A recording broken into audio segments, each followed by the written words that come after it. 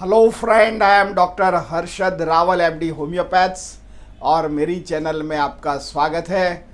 मित्रों, low sperm count या oligospermia treatment में हमारा ये जो वीडियो है, ये इसमें कौन सा एक्सरसाइज करना चाहिए इसके बारे में हम आपको ज़रूर बताएंगे।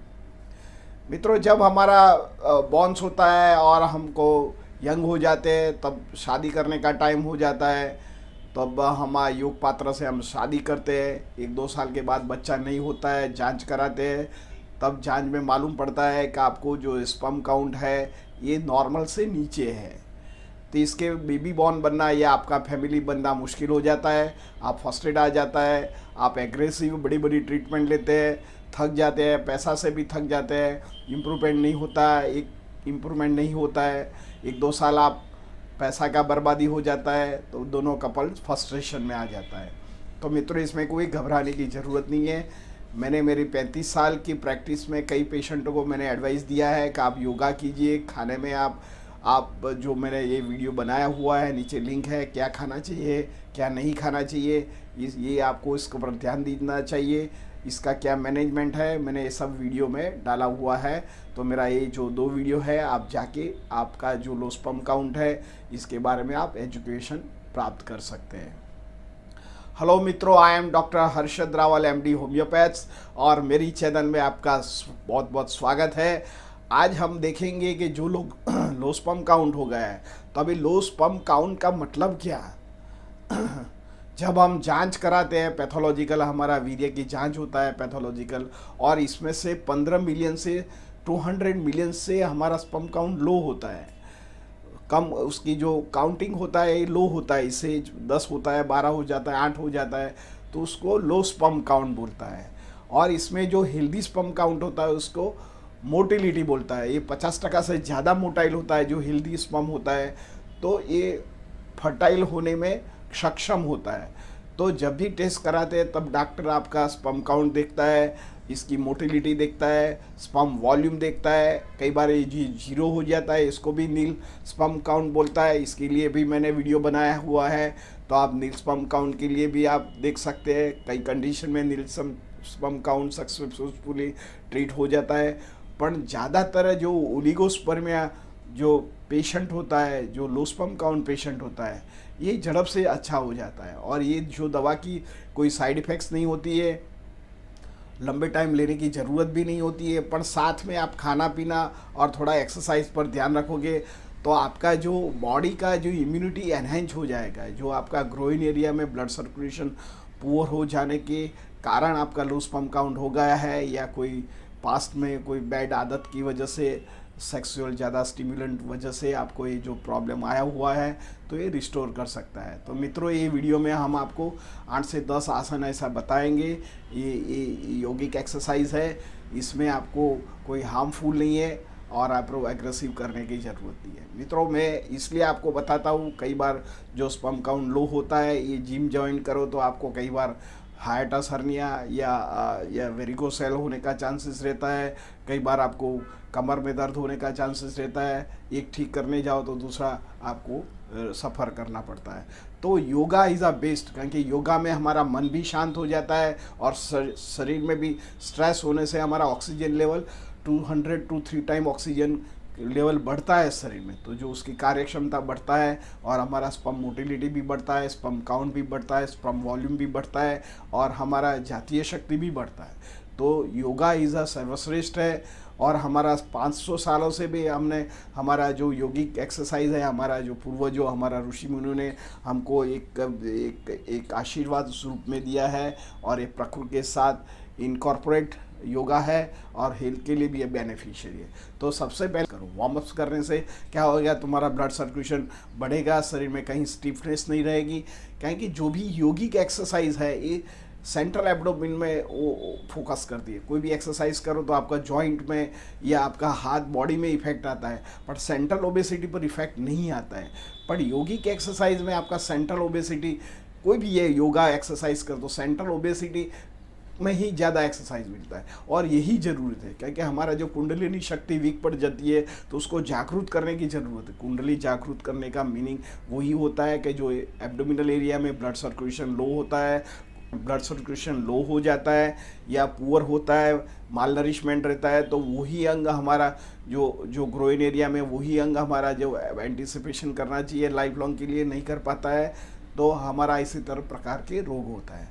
तो पहले तो वार्म अप्स करो, वार्म अप्स करने के बाद खुले कपड़े पहनिए, अच्छा बिछाना लग के। सबसे पहले आप सर्वांग आसन करने का, सर्वांग आसन में आप देख सकते हैं कि जो सिर का पार्ट नीचे होता है, जो पैर का पार्ट ऊपर रहता है, ये जो नहीं आता है तो कोई दीवार के साथ सपोर्ट करके आप कर सकते हैं, क्योंकि ये करना धीरे धीरे आपको एकस्टम होना ज़रूरी है। या आप कोई दीवार के सहारे करो तो ये कमर में कोई डैमेज नहीं आएगा और उसका इफेक्ट बॉडी में आएगा। तो इससे क्या होएगा, हमारा ब्लड सर्कुलेशन उल्टा घूमेगा, जो शरीर में जो पैर का ब्लड सर्कुलेशन हो ये नीचे जाएगा और जो हमारा हार्ट पंपिंग ज़्यादा करेगा, तो जो हार्ट से जो ग्रोइन के एरिया में सर्कुलेशन बढ़ेगा, तो हमारे जो ग्रोइन एरिया में लॉन्ग टाइम से जो ब्लड पड़ा हुआ है और इसमें माल नरिशमेंट हो गया है, कोई शक्ति वाला नहीं है, तो ये फास्ट से घूमता है। घूमने से कारण जो एरिया पुअर हो गया है, जो सेल में बराबर उसको न्यूट्रिशनल नहीं मिलता है, तो ये मिल जाता है। तो मित्रों, सबसे पहले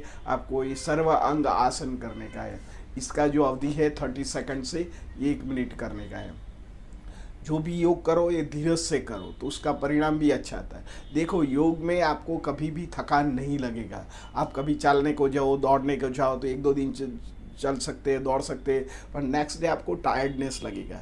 यानी योगा में ऐसा नहीं है। योगा में आपको हेल्थ भी अच्छा रहेगा, मेंटल फोर्स रहेगा, शरीर भी फोर्सफुल रहेगा, और आपका जो बेनिफिट लेने का है इसको 100% बेनिफिट मिलता है।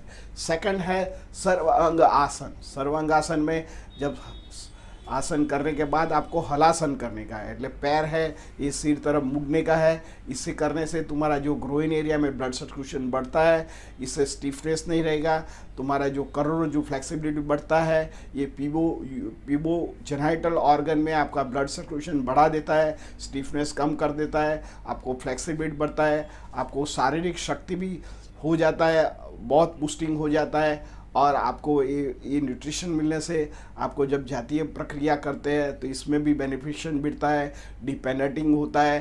तो आपको ये जो बच्चा बनने का हो या पी का प्रॉब्लम हो या ईडी का प्रॉब्लम हो, ये दोनों सॉल्व हो सकते हैं।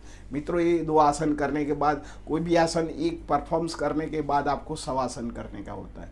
तो शवासन करने के बाद आपको जो है ये पवन मुक्तासन नाम का आसन है। तो दोनों पैर सीधा सो जाने का है, दोनों पैर और दाढ़ी अडाड़ने का है। ये आप पोजीशन में देख सकते हैं। ये भी 1-2 मिनट करो तो पेट में जो हलासन और सर्वांगासन करने के बाद जो वायु कलेक्शन होता है, दबाने से तुम्हारा ऑटोमेटिक नीचे से जो गैस पास होता है, तो आपका जो शरीर में ये जो खराबी होता है, जो गंदगी होता है, ये गुदामार से बाहर निकल जाती है और शरीर का मेटाबॉलिज्म बढ़ाता है। ये भी आपको 1 और 2 मिनट करने का है। ये करने के बाद आप सेतु बंधासन करने का है। ये आप पिक्चर में देख सकते हैं। आपको सीधा लेटने का है और पेट बल ऊंचा होने का है। और पेट बल ऊंचा होने के बाद आपको जो 2 हाथ है ये पैर के साथ अड़ा के रखो, स्लो मूवमेंट करो। कहीं भी आपको कोई झर करने की ज़रूरत नहीं है।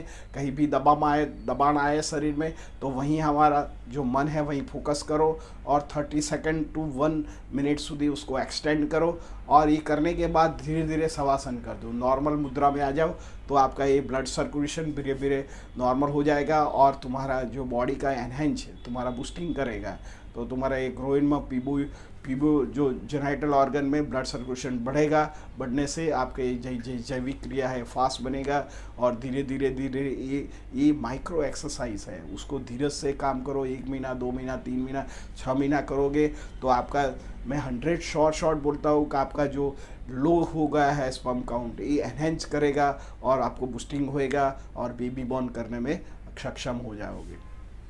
मित्रों, ये करने के बाद आपको कोबरा पोस्चर में बैठने का है। कोबरा पोस्चर में सीधा सो जाने का है और आप फिगर में देख सकते हैं कोबरा पोस्चर, और सिर को नीचे ले जाने का है। ये करने से तुम्हारा जो स्पाइन का पार्ट, उसमें जो स्ट्रेंथन आता है, ये ठीक होता है। अंदर जो हमारा ब्रेन में पिट्यूटरी ग्लैंड है, इसके ऊपर एक दबाव आता है जो हमारा पिट्यूटरी ग्लैंड होता है ये हार्मोन्स डेवलप करने में बहुत इंपॉर्टेंट है और सक्षम है। मैं कई पेशेंट को मैं एडवाइस करता हूँ कि भाई लो स्पर्म काउंट में आप दवा की वजह से आप खुद पर भरोसा रखिए, थोड़ा खान पीन में चेंजेस कीजिए, थोड़ा एक्सरसाइज कीजिए, उसका जो कोई कॉज होता है, सपोज वेरिगोसेल है तो इसकी ट्रीटमेंट कीजिए, आपको जो टेस्टोस्टेरोन कम हो तो इसकी ट्रीटमेंट कीजिए, आपका जो बैड हैबिट्स है उसको दूर कीजिए। आप कोई हार्मोन युक्त दवा लेते हैं तो इसकी साइड इफेक्ट की वजह से भी होता है, और कई एंटी इन्फ्लेमेटरी या एंटीबायोटिक की जो दवा होती है, कई बार आपको लॉन्ग टर्म स्टीरॉयड या लॉन्ग टर्म कोई ट्यूबरक्लोसिस की दवा लेते हैं तो इसकी साइड इफेक्ट से भी यही बाधा बनती है। तो ये जो भी है मोटा मोटी आपको ये कहने का है,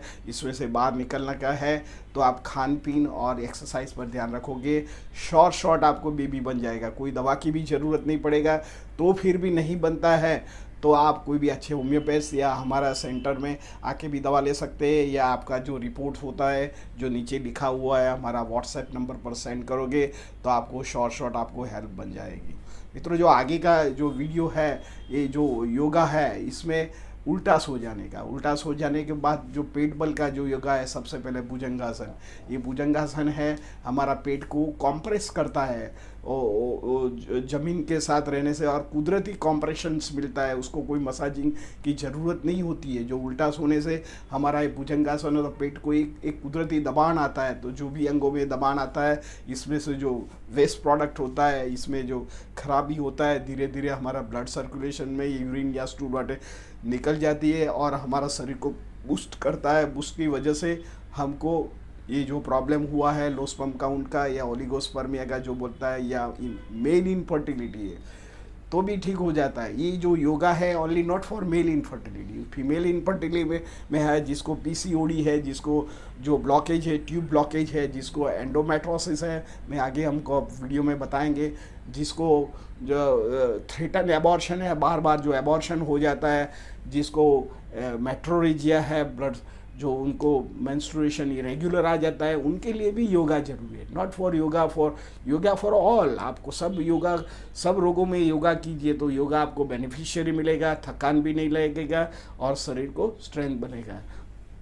आगे का जो योगा है उसको धनुरासन बोलते हैं। धनुरासन इसमें इनके धनु और बाण को हम बताते हैं, ऐसे ही धनुरासन बनता है। अर्धचंद्रासन और हाथ पकड़ने का है, उसको पकड़ के रखो, थोड़ा दर्द रहे तो रहने दो।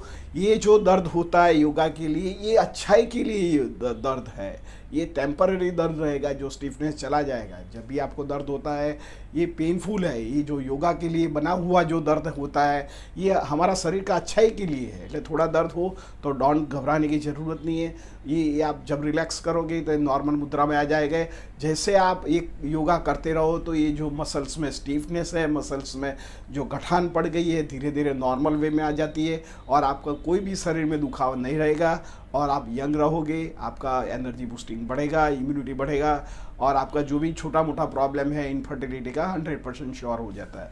मित्रों, आगे का जो योगा है ये अर्धचंद्रासन। अर्धचंद्रासन में आपको पेट बल सो जाने का है, पेट नीचे रख सोने का है और हाथ पैर ऊंचा करने का है, उसे अर्धचंद्रासन बोलते हैं। ये आपको 2 से 3 मिनट करो या एक से शुरुआत में 1 मिनट करो, और जो भी योगा करो बाद में शवासन करो। योगा करो, शवासन करो। शवासन मीन सीधा सो जाने का। जब हमारा ब्रेथ नॉर्मल हो जाए तब फिर से दूसरा आसन करो। कई बार आप एक आसन से दूसरे आसन में जाता है तो ब्रीदिंग प्रोसेस बढ़ जाता है, तो कई बार कंजेशन हो जाता है और कंजेशन होने के कारण आप छोड़ दोगे। मित्रों, मेरा ये अनुभव है, आप जो इनफर्टिलिटी का पेशेंट हो तो बिल्कुल डरो नहीं, पकड़ के रखो। योगा ईश्वर में बहुत ताकत है, ये कुदरती हमारा कुदरत ने दिया हुआ है। हमारा ऋषि मुनियों ने, वो कभी कहीं गए नहीं थे जिम में, उन्होंने बैठे बैठे ऐसे प्रक्रिया बनाया हुआ है। हम ये उन लोगों को लाखों सालों का जो एक्सपीरियंस है ये हमको मिल रहा है, तो उनका ये भरपूर आप लाभ उठाइए तो आपको ये जैविक प्रक्रिया में से आपका जो छोटा छोटा प्रॉब्लम्स है वो ठीक हो सकता है। मित्रों, आगे का जो योग होता है ये अर्धचंद्रासन, अर्धमत्स्येंद्रासन, ये योग में देख सकता है। इसमें भी हाथ के बल से हमारा कॉम्प्रेशन होता है बॉडी में, तो इससे भी ब्लड सर्कुलेशन बढ़ता है और हमारा स्पर्म मोटिलिटी बढ़ता है। जो आगे आप एडॉप्शन हो सब योगा के, तो आप शीर्षासन भी कर सकते हैं। शीर्षासन से पैर हमारा ऊंचा रहता है, सिर नीचे रहता है, तो ऑटोमेटिक जो हमारा स्पाइनल कॉर्ड है उसमें कॉम्प्रेशन आता है। कॉम्प्रेशन आने से सारा शरीर की जो नसें होती है, जो नाड़ी होती है, शुद्धिकरण होती है, इसमें ऑक्सीजन लेवल बहुत बढ़ता है, 300 टाइम बढ़ जाता है। कई बार हम पॉल्यूटेड एरिया में रहता है, पर जो आप योगा करो, प्राणायाम करो, तो आपको शॉर्ट पॉल्यूशन में भी अच्छी हवा थोड़ी होती है, तो शरीर ग्राफ्स करेगा और तुम्हारा जो सेल है वीक नहीं पड़ने देगा। तो जब भी पॉल्यूशन में रहना तो पड़ेगा, क्योंकि आप सिटी में रहते हैं और सिटी में आप देखते हैं कि भाई पॉपुलेशन बढ़ने के कारण सो मैनी हैजार्ड्स होता है। आप अभी दिल्ली में देखो, कोई भी सिटी में है, तो अभी दिल्ली में जो टीवी में हम देखते हैं, पर सब सिटी में पॉल्यूशन की मात्रा बढ़ गई है और डे बाय डे बढ़ने का है, घटने का नहीं है। तो इसके सामने हमको स्ट्रेंथन स्ट्रांग बनने का है। तो योगा ही ओनली आपको स्ट्रांग बनाता है, ये कुदरती स्ट्रांग बनाता है और हमारा ये जो शरीर की चयापचय को शुद्धिकरण करता है, हमारा जो नाड़ी शोधन होता है, नाड़ी शोधन के शरीर को बैलेंस करता है और इम्यूनिटी बताता है। मित्रों, साथ में आप योगा के साथ प्राणायाम कीजिए। कपालभाति है, अनुलोम विलोम है, भ्रामरी प्राणायाम है, इज़ अ ग्रेट सोर्स। आपको फिजिकली और मेंटली वेल बीइंग रहेगा और योग और प्राणायाम के साथ कॉम्बिनेशन के बाद धीरे धीरे आप करते रहोगे तो 30 डेज टू 90 डेज या 180 डेज में आप टेस्ट कराओगे तो शॉर्ट आपका जो स्पर्म काउंट बढ़ेगा। मित्रों, ये मेरा वीडियो कैसा लगा? अच्छा लगा तो लाइक कर दीजिए, शेयर कर दीजिए। धन्यवाद।